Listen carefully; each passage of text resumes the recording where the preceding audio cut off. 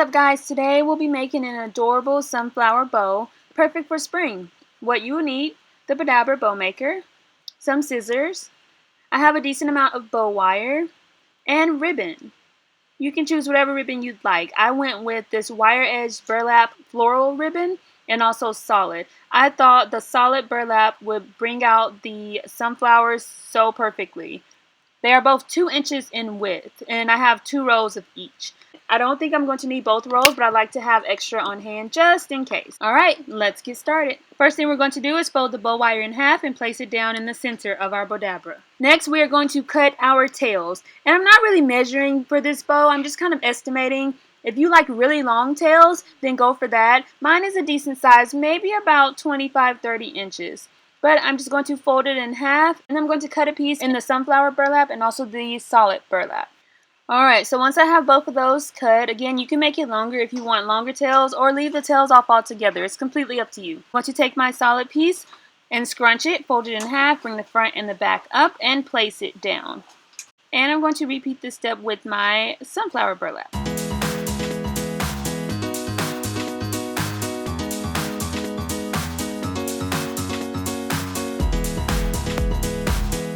I like to work with the ribbon on the roll because I don't have specific measurements. I'm going to scrunch the end, fold it in half, bring the front and the back up, and place it down. And then I'm going to make a loop. And again, I'm not measuring the specific size of the loops. Just go with whatever looks best for you. If you want a larger bow, make larger loops. A smaller bow, make smaller loops.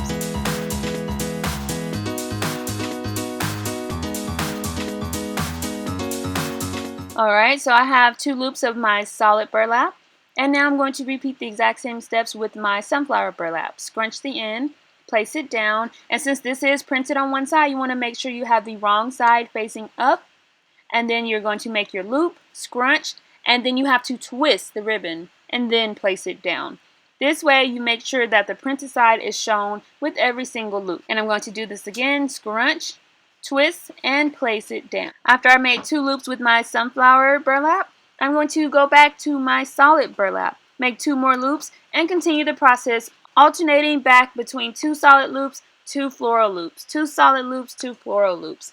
Again, make this bow as large or as small as you'd like. I think I'm just going to use the entire roll of the sunflower burlap and the solid burlap to make a nice poofy bow. So this is very thick, so I'm using my wand again to scrunch everything together, and it looks so cute and precious.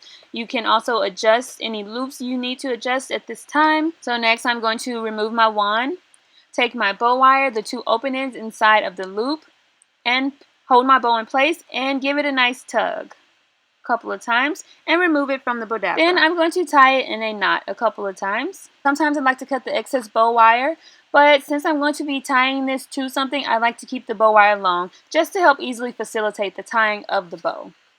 You can tie this bow to a wreath, to a door, to anything you'd like. It's just so cute, fun, simple, and easy to do. The finishing touch, I'm going to kind of maneuver my loops and kind of roll them and round them out a little more.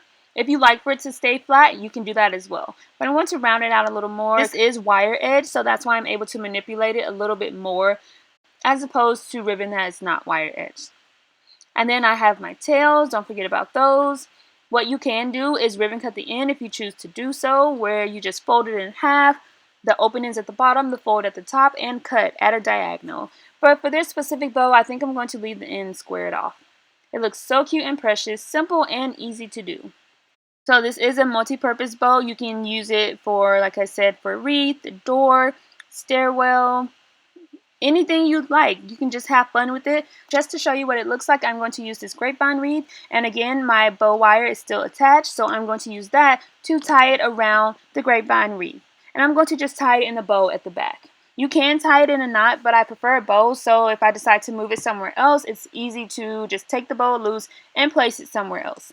And I chose to go with just the front center. You can go with a side, you can add more flowers, you can add real sunflowers, whatever you'd like, extra ribbon. Just have fun with it and make it your own. But it's so cute and simple to do. And again, since it is wire edged, I can just kind of take my finger and just manipulate the tails. As you can see, I kind of like curl them just by running my finger along it.